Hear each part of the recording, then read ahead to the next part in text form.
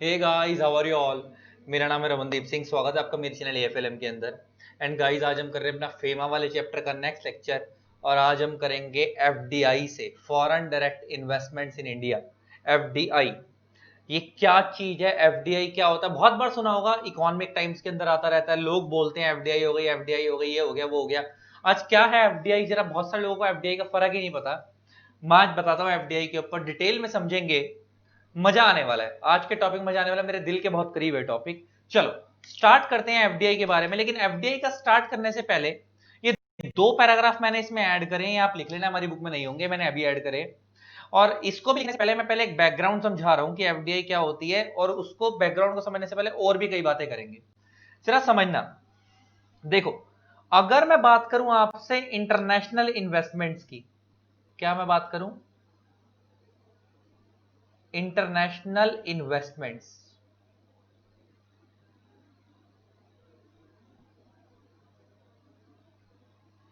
तो वो दो तरीके से होगी। एक हो गई इन्वेस्टमेंट्स कमिंग फ्रॉम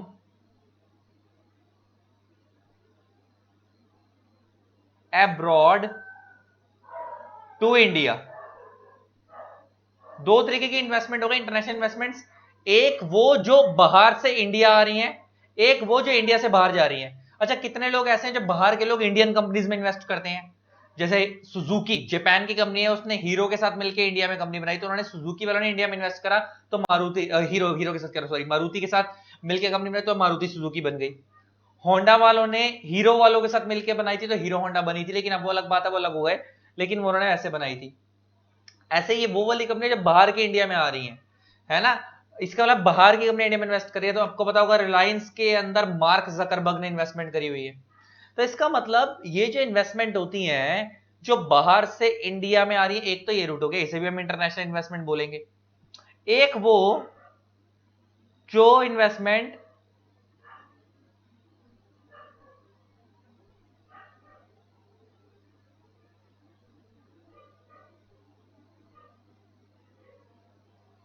ये तो है ही, और एक वो हो गई जो investments going from India to abroad, जो इंडिया से बाहर जा रही है, वो भी इंटरनेशनल इन्वेस्टमेंट है।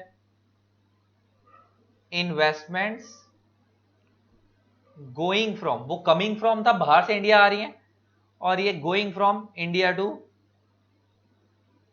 अब्रोड, जो इंडिया से बाहर जा रही है, इंडिया वाले बाहर पैसा लगा रहे हैं, ये भी इंटरनेशनल इन्वेस्टमेंट है। देखो, जब बाहर वाला इंडिया में लगाएगा तो वो क्या बोलेगा? उसने इंटरनेशनल इन्वेस्टमेंट करी इंडिया में लगाकर। कोई यूएसए का बंदा, यूके का बंदा इंडिया लगा रहा है, अच्छा, इंडिया वाला बाहर लगाएगा तो वो भी तो यही बोलेगा मैंने बाहर की कंट्री में इन्वेस्ट कर रखा है, वो इंडिया वाले के पॉइंट ऑफ व्यू से इंटरनेशनल इन्वेस्टमेंट है।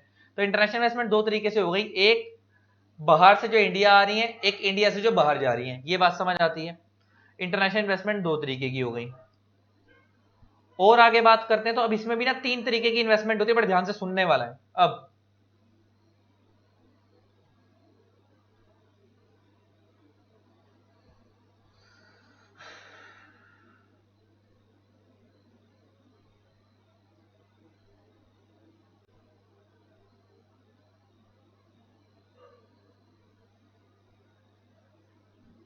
अब्रोड, जो बाहर जा रही है।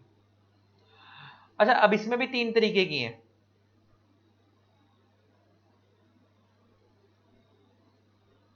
एक होती है डायरेक्ट इन्वेस्टमेंट,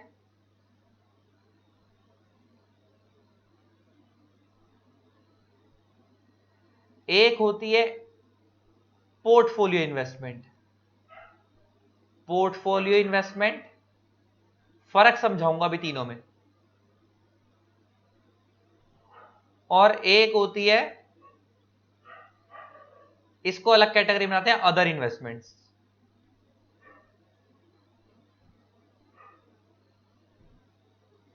फिर इधर भी वही तीन कैटेगरी आ गई। डायरेक्ट इन्वेस्टमेंट कैटेगरी सेम ही है, पोर्टफोलियो इन्वेस्टमेंट,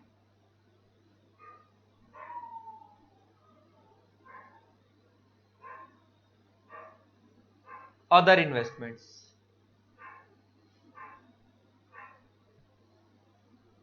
अब फर्क समझो, बहुत लोग है ये डायरेक्ट इन्वेस्टमेंट मतलब वही जिसको हम एफडीआई बोलते हैं। अच्छा डायरेक्ट इन्वेस्टमेंट एफडीआई कैसे बन गई? फॉरेन से आ रही है इंटरनेशनल डायरेक्ट इन्वेस्टमेंट, तो बाहर से जो आ रही है फॉरेन से डायरेक्ट इन्वेस्टमेंट, ये क्या है?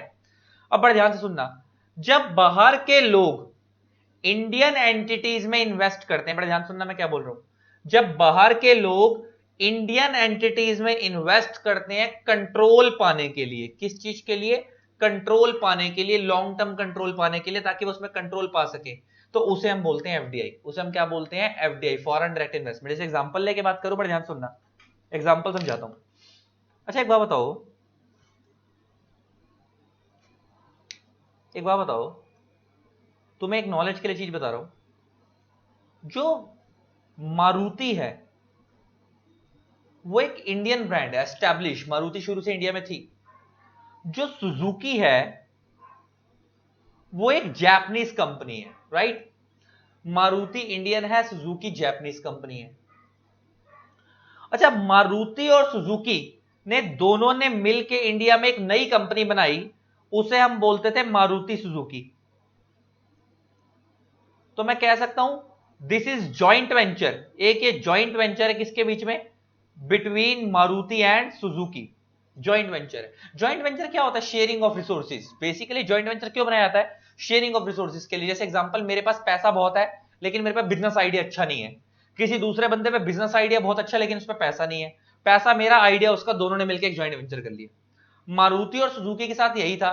मारुति बड़े लेवल पे काम करना चाहता था, इनके पास पैसा का कमी थी लेकिन इतनी भी नहीं थी, ठीक ठाक था, लेकिन पे आइडिया बहुत अच्छे अच्छे नहीं थे। सुजुकी वालों पे पैसा भी था और आइडिया भी था, लेकिन वो इंडियन मार्केट में एंटर करना चाहते थे। उस टाइम वो इंडिया में एंटर नहीं थे, तो वो उन्होंने दोनों ने मिलकर एक नया टाइप करा और इंडिया में उन्होंने फ्लरिश करा और मारुति सुजुकी बन गई। आपको पता होगा ना, मारुति तो मारुति हनुमान जी को बोलते हैं, और ये गवर्नमेंट ऑफ इंडिया की अंडरटेकिंग थी। और देन लेटर ऑन करते करते करते आज की डेट में मारुति में पूरा कंट्रोल किसका? सुजुकी का। पूरा कंट्रोल किसका है? सुजुकी का है। लेकिन स्टिल उन्होंने मारुति की ब्रांडिंग खत्म नहीं करी, क्योंकि मारुति का एक, आपको पता है, मारुति आज भी देखो, हम लोग जब भी हम कार लेते हैं, कोई बंदा स्विफ्ट लेगा तो वो ये नहीं बोलेगा सुजुकी कार है, वो बोलेगा मारुति सुजुकी। और ज्यादातर तो लोग मारुति बोलते हैं, सुजुकी बोलते ही नहीं है। जबकि आज की डेट के अंदर मारुति के अंदर ऑलमोस्ट सारी इन्वेस्टमेंट, पूरा पैसा किसका लगा हुआ है? सुजुकी का लगा हुआ है। धीरे धीरे धीरे सारा कंट्रोल गवर्नमेंट का खत्म हो गया, लेकिन स्टिल उन्होंने मारुति नाम को हटाया नहीं, सुजुकी, खाली सुजुकी नहीं लिखा। वो मारुति की ब्रांड वैल्यू को यूज कर रहे हैं, मारुति की ब्रांड वैल्यू को यूज कर रहे हैं। तो मारुति सुजुकी जॉइंट वेंचर। अच्छा एक अल्टीमेटली सुजुकी ने जो मारुति के साथ मिलकर इंडिया में एक नई कंपनी बनाई, जॉइंट वेंचर कंपनी, और इसमें इन्होंने पैसा लगाया कि इन्होंने शॉर्ट टर्म पर्पस के लिए पैसा लगाया। अच्छा ये जब पैसा लगाया होगा तो ऑब्वियस सी बात है इस कंपनी की इक्विटी में पैसा लगाया होगा। किसमें लगाया होगा? इक्विटी में। और इक्विटी लगाने का फायदा क्या होता है? आपको वोटिंग पावर मिलती है।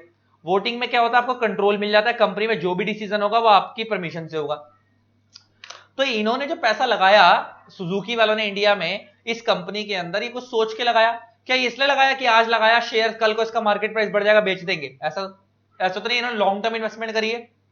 ये लोग ग्रोथ चाहते हैं इस कंपनी के अंदर, इंडिया में बिजनेस को ग्रो करना चाहते हैं ताकि इनका शेयर प्राइस भी बढ़े और बिजनेस भी इनका ग्रो हो, इंडिया में अपनी एक पहचान बनाना चाहते हैं। इसका मतलब इसे हम बोलेंगे फॉरेन डायरेक्ट इन्वेस्टमेंट। ये क्या है? Foreign direct investment. इसका मतलब जब बाहर के लोग इंडियन कंपनी के अंदर इक्विटी में पैसा लगाते हैं कंट्रोल पाने के लिए, तो उसको हम बोलते हैं एफडीआई। उसे हम क्या बोलते हैं? एफडीआई। लेकिन अब बड़े ध्यान सुनना, मैंने एक लाइन बोली, इक्विटी में पैसा लगाते हैं कंट्रोल पाने के लिए, लॉन्ग टर्म पर्पस के लिए basically.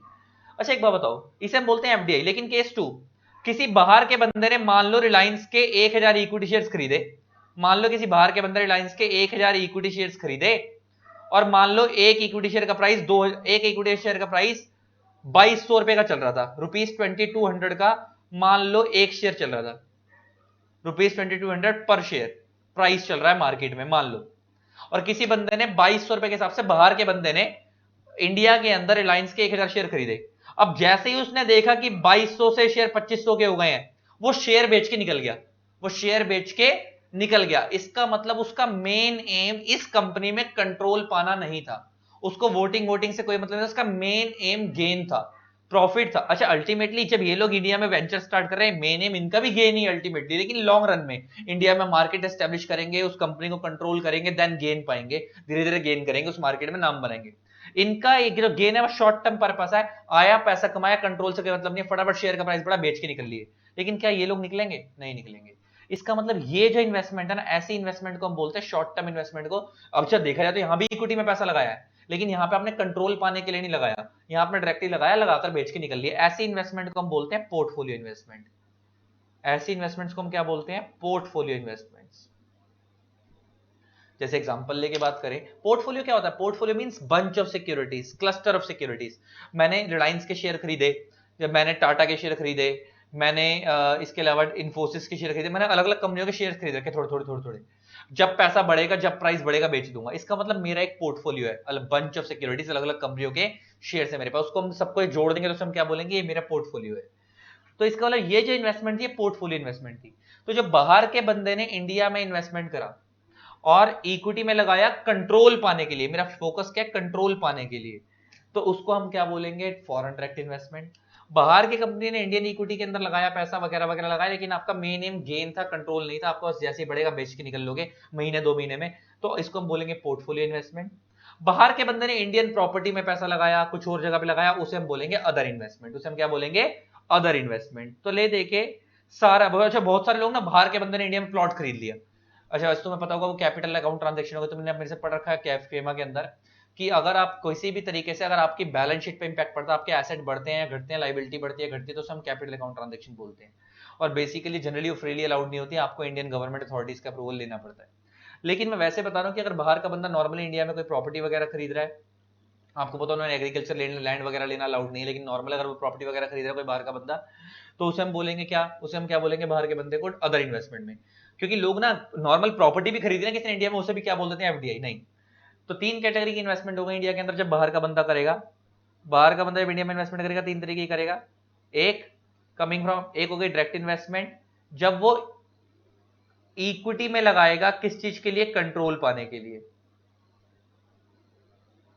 Portfolio investment short term gain के लिए, आपने लिए शेयर्स, जैसे ही गेन होगा, आपका मेन मोटिव यहां गेन है, जैसे ही गेन होगा बेच के निकल लोगे। अदर इन्वेस्टमेंट नॉर्मल आपने किसी पर्टिकुलर जगह पे प्रॉपर्टी वगैरह में इन्वेस्ट करा, अदर इन्वेस्टमेंट। अच्छा ये जो डायरेक्ट इन्वेस्टमेंट है, अच्छा ये भी डायरेक्ट है, इंडिया से बाहर जा रही है। अच्छा इसी डायरेक्ट इन्वेस्टमेंट को हम इंडिया में नाम देते हैं एफडीआई। इस डायरेक्ट इन्वेस्टमेंट को हम नाम देते हैं इंडिया में FDI.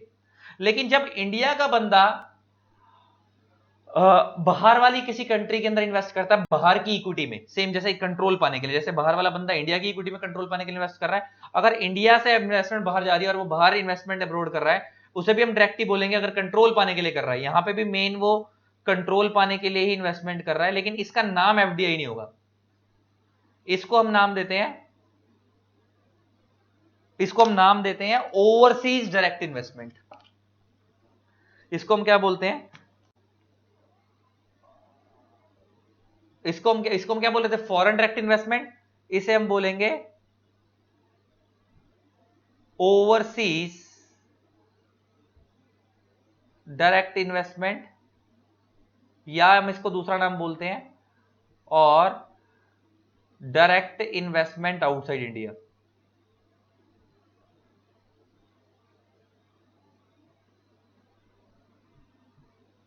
Outside India.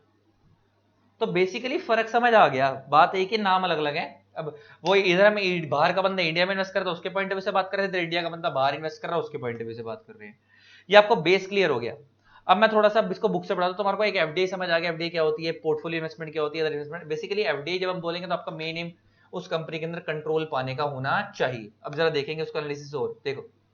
In simple words, foreign direct investment is made by, अच्छा चीज और, जब बाहर का बंदा इंडिया में इन्वेस्ट करेगा ना, जब बाहर का बंदा इंडिया में इन्वेस्ट करेगा, तो वो 2 तरीके से इन्वेस्टमेंट करेगा। कैसे करेगा? 2 तरीके से इन्वेस्टमेंट करेगा। उसको इन्वेस्ट करने के लिए 2 रूट्स हैं, 2 रूट्स हैं। जब बाहर का बंदा इन्वेस्ट करेगा इंडिया में, तो 2 रूट में इन्वेस्टमेंट करेगा, वो तुम अभी आगे पढ़ोगे। 2 रूट है इन्वेस्टमेंट के।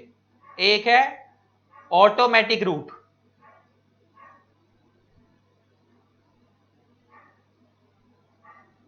एक है अप्रूवल रूट।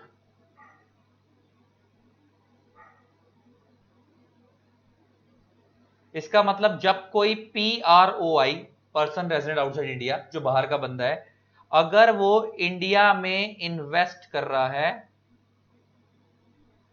इंडिया में, तो वो 2 रूट से आएगा। या तो वो ऑटोमेटिक रूट से आएगा, या वो अप्रूवल रूट से आएगा। ऑटोमेटिक रूट का मतलब है कि जब वो इंडिया में इन्वेस्ट कर रहा है उसको किसी गवर्नमेंट अथॉरिटी का अप्रूवल नहीं चाहिए, वो फ्रीली इन्वेस्ट कर सकता है। इसका मतलब here no approval of government और आरबीआई इज रिक्वायर्ड।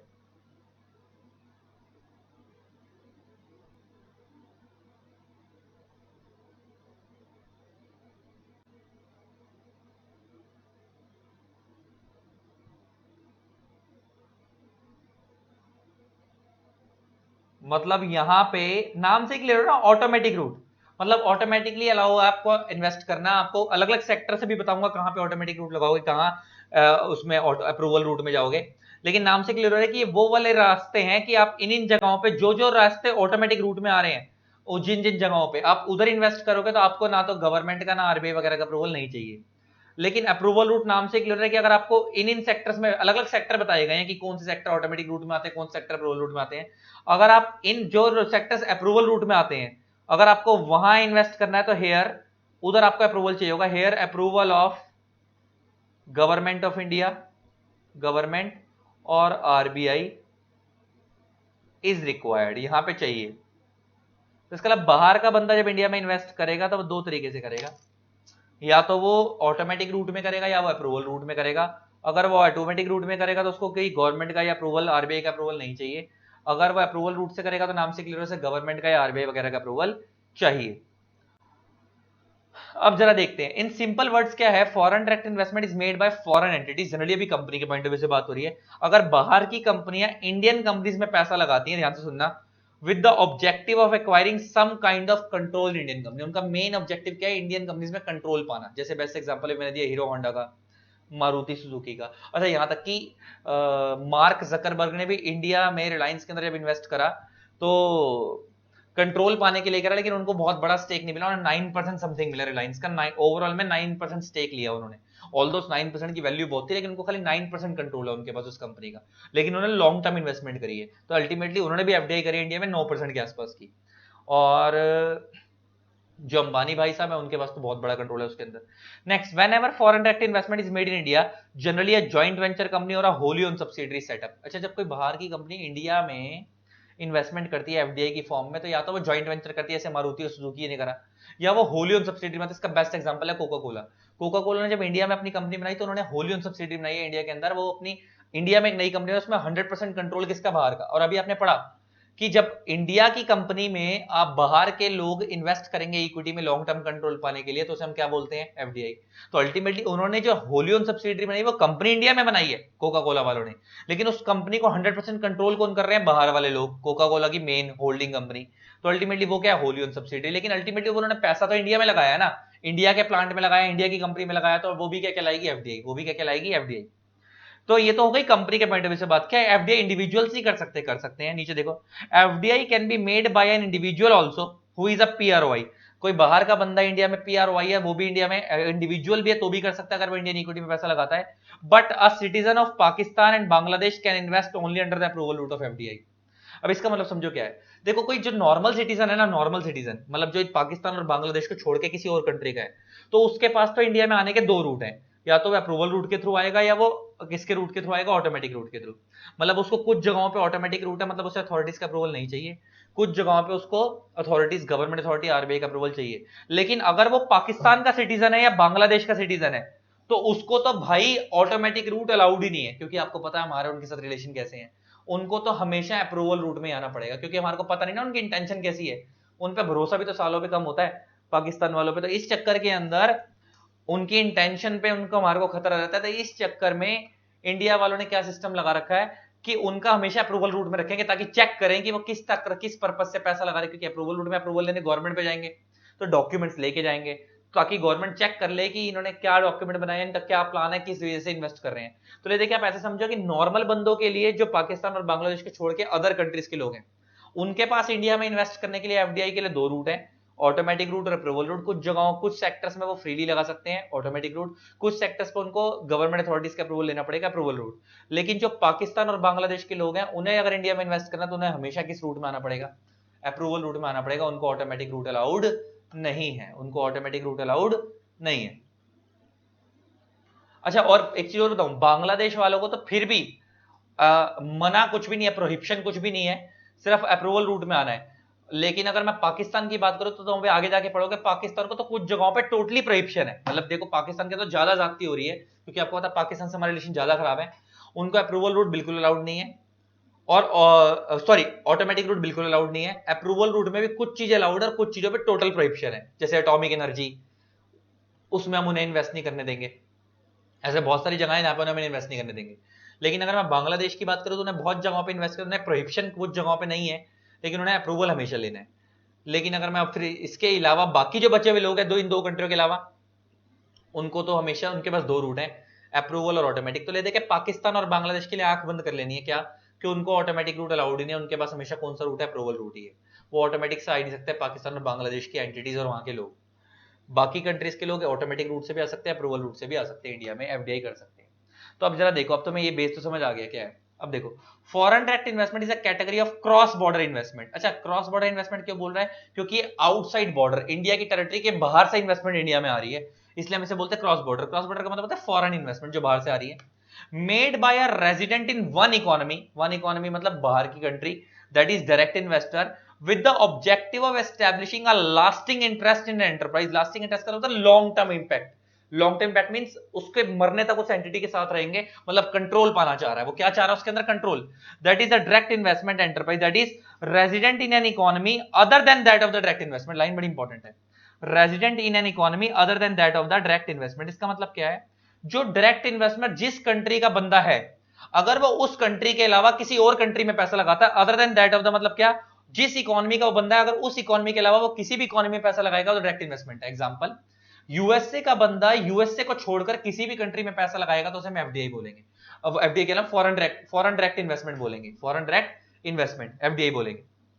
अच्छा, इसका मतलब यूएसए का बंदा इंडिया में लगा रहा है, एफडीआई है, यस। यूएसए का बंदा यूएसए में लगा रहा है, एफडीआई नहीं, वो तो उनकी खुद की नॉर्मल लोकल इन्वेस्टमेंट हो गई। सेम इंडिया का बंदा इंडिया में ही पैसा लगा रहा है तो क्या उसे हम एफडीआई बोलेंगे, नहीं। लेकिन अगर इंडिया का बंदा यूएसए में पैसा लगा रहा है, तो अब जरा समझना इसको कैसे पढ़ना है। जब इंडिया का बंदा यूएसए में पैसा लगा रहा है तो हम तो उसे बोलेंगे ओवरसीज डायरेक्ट इन्वेस्टमेंट, कि इंडिया वाले ने बाहर लगाया। लेकिन यूएसए वाले क्या बोलेंगे, एफडीआई। उनके लिए तो क्या है, एफडीआई इंडिया से बाहर गई। जरा ऐसे समझ लो ना, उल्टा समझ लो, क्योंकि मैं तुम्हें टर्मिनोलॉजी समझाना चाह रहा हूं। यूएसए के बंदे ने इंडिया में इन्वेस्ट करा, पहले यहां से समझो। यूएसए के बंदे ने इंडिया में इन्वेस्ट करा तो हमने उसे क्या बोला, एफडीआई। लेकिन यूएसए वाले क्या बोल रहे होंगे, ओवरसीज डायरेक्ट इन्वेस्टमेंट आउटसाइड, कि overseas direct investment outside USA, मतलब उन्होंने बाहर से इन्वेस्टमेंट, ओवरसीज डायरेक्ट इन्वेस्टमेंट मतलब उन्होंने बाहर करी है। ये ऐसे बोल सकते हैं, direct investment outside India, outside USA. मैं बार बार इंडिया बोल रहा हूं, यूएसए मतलब इसका मतलब यूएसए का बंदा इंडिया में लगा रहा है, तो इंडिया में जब वो लगा रहा है तो हमारे पॉइंट ऑफ व्यू से वो एफडीआई है, लेकिन उनके पॉइंट ऑफ व्यू से वो ओवरसीज डायरेक्ट इन्वेस्टमेंट है। अब इंडिया का बंदा बाहर लगा रहा है तो हमारे पॉइंट ऑफ व्यू से वो ओवरसीज डायरेक्ट इन्वेस्टमेंट है, लेकिन बाहर वाले के पॉइंट ऑफ व्यू से वो एफडीआई है, क्योंकि उसके पास तो गई है। समझ आती है बात, आगे। तो कहता है the motivation of the direct investor is a strategic long term relationship. आ गई बात। बेसिकली जो डायरेक्ट इन्वेस्टर होता है उसका स्ट्रेटेजिक लॉन्ग टर्म रिलेशनशिप होता है, मतलब वो लॉन्ग टर्म पर्पस के लिए सोचता है, शॉर्ट टर्म पर्पस के लिए नहीं सोचता।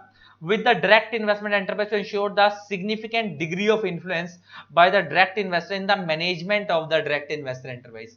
वो कहता है बेसिकली जब वो पैसा लगाता है तो उसका बेसिकली इच्छा ये होती है कि उसका सिग्निफिकेंट कंट्रोल आ जाए उस एंटरप्राइज के अंदर, उस मैनेजमेंट के ऊपर। अच्छा एक बात बताओ, मैनेजमेंट मतलब बोर्ड ऑफ डायरेक्टर्स। डायरेक्टर्स को कंपनी में पॉइंट कौन करते हैं, शेयर होल्डर्स। और शेयर होल्डर्स, इसका मतलब शेयर होल्डर्स में वोटिंग कौन देते हैं, इक्विटी शेयर होल्डर्स। इसका मतलब if you want to control a company then you need to have more and more equity shareholding of that particular company। अगर आप किसी पर्टिकुलर कंपनी को कंट्रोल करना चाहते हो तो आपके पास उस कंपनी की ज्यादा से ज्यादा इक्विटी शेयर होल्डिंग होनी चाहिए। अगर आपके उसकी जितनी ज्यादा इक्विटी शेयर होल्डिंग होगी, आपका उस कंपनी में उतना ज्यादा कंट्रोल होगा। तो बेसिकली कह रहा है एफडीआई में यही आपकी इच्छा होती है कि आपको उस कंपनी में ज्यादा से ज्यादा क्या चाहिए होता है, कंट्रोल चाहिए होता है। तो कहता है objective of direct investment are different from those of portfolio investment. Line समझ आ गई होगी, अब आपको पोर्टफोलियो बताएं। कहता है पोर्टफोलियो इन्वेस्टमेंट में इन्वेस्ट करने का ऑब्जेक्टिव और डायरेक्ट इन्वेस्टमेंट का ऑब्जेक्टिव डिफरेंट है, दोनों का ऑब्जेक्टिव डिफरेंट है। डायरेक्ट इन्वेस्टमेंट में आपका ऑब्जेक्टिव क्या है, कंट्रोल पाना, उस कंपनी में कंट्रोल पाना। लेकिन पोर्टफोलियो इन्वेस्टमेंट में आपका ऑब्जेक्टिव क्या है, पोर्टफोलियो इन्वेस्टमेंट आपका ऑब्जेक्टिव क्या है, उस कंपनी से गेन पाना। आपको आप अल्टीमेटली दोनों ही जगह पे शेयर्स में इन्वेस्ट कर रहे हो, लेकिन वहां पे आपका मेन ऑब्जेक्टिव गेन नहीं है, वहां पे आपका अल्टीमेटली गेन लॉन्ग रन में हो ही जाएगा, लेकिन वहां पे आपका मेन एम कंट्रोल पाना है डायरेक्ट इन्वेस्टमेंट के अंदर। लेकिन पोर्टफोलियो इन्वेस्टमेंट में आपका मेन एम गेन करना है, आपको कंट्रोल से कोई लेन देन नहीं है। कहता है foreign direct investment is in India is undertaken in accordance with the FDI policy which is formulated and announced by government of India। कहता है एफडीआई इंडिया में जो होती है वो एफडीआई पॉलिसी के अकॉर्डिंग होती है, मतलब आप बाहर वाला बंदा इंडिया में इन्वेस्ट करेगा तो उसे एफडीआई पॉलिसी फॉलो करनी पड़ेगी, और वो गवर्नमेंट ऑफ इंडिया ने बनाई थी। गवर्नमेंट ऑफ इंडिया का मतलब क्या, मिनिस्ट्री ऑफ फाइनेंस। आगे department of industrial policy of promotion, ministry of क्या कहते हैं, मिनिस्ट्री ऑफ कॉमर्स इंडस्ट्री। आगे issues a consolidated FDI policy on a yearly basis elaborating the policy and the process in respect to FDI in India। Basically क्या होता है कि ministry of, ये जो लिखा है ना, commerce and industry and ministry of finance, ministry of finance का भी बीच में सहित रहता है, लेकिन मेनली जो कह रहा है जो मेजर रोल होता है एफडीआई पॉलिसी बनाने का वो किसका होता है, ministry of commerce and industry. और मिनिस्ट्री ऑफ फाइनेंस इनको सपोर्ट तो करती है फाइनेंशियल मैटर्स के अंदर। तो तुम्हें अभी मैं दिखाऊं तो कह रहा है उसमें भी कौन सा एक डिपार्टमेंट बेसिकली एफडीआई पॉलिसी बनाता है, मेन जो हेल्प करता है एफडीआई पॉलिसी बनाने में, वो है department of industrial policy and promotion. लेकिन वो अब चेंज हो चुका है। डीआईपीपी जो होता था, department of industrial policy and promotion, अब वो ये जो डीआईपीपी है अब इसका नाम चेंज हो चुका है। अब ये लिखा तो है डीआईपीपी, अब इसका नाम चेंज होके पता क्या हो गया है,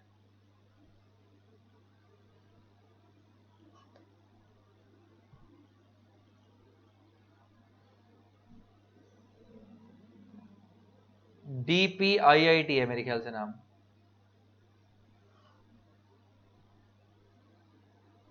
department for promotion of industry and internal trade. जो पहले department of industrial policy and promotion था उसका नाम चेंज होकर क्या हो गया है, department for promotion of industry and internal trade. नाम से क्लियर हो रहा है। तो ये डिपार्टमेंट बेसिकली एफडीआई पॉलिसी बनाने में आपकी हेल्प करेगा।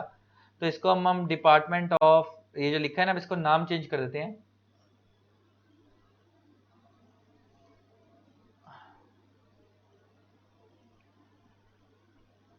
फॉर प्रमोशन ऑफ इंडस्ट्री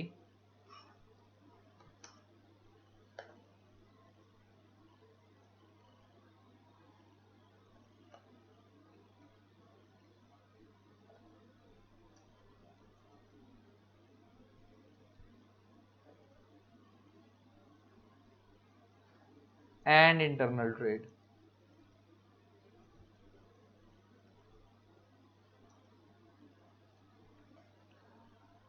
ये बात समझ आती है। इसको हम बोलते हैं शॉर्ट में डीपीआईआईटी। पक्का पक्का ये बेसिस पे पॉलिसीज बनाते रहते हैं जो हमारे को इंडिया में फॉलो करनी होती है। तो ये एफडीआई का आपका एक बेस बन गया। अब आगे क्या है वो अभी आगे बात करेंगे किस तरीके से चलता है। तो बेस आपका एफडीआई का बन गया। अब आगे के टॉपिक फॉरेन करेंसी, बोरोइंग्स, ये सब क्या अगली वीडियो में बात करें, मतलब आगे बात करेंगे अभी थोड़ी देर में। लेकिन अभी आपका एक बेस बना दिया मैंने। तो अब देखते हैं फॉरेन करेंसी बोरिंग्स क्या होती है, लेकिन आपका एक बेस बन गया कि एफडीआई क्या होती है, किस तरीके से इन्वेस्टमेंट होती है, कितने तरीके की इन्वेस्टमेंट होती है। ठीक, अब देखते हैं आगे क्या है।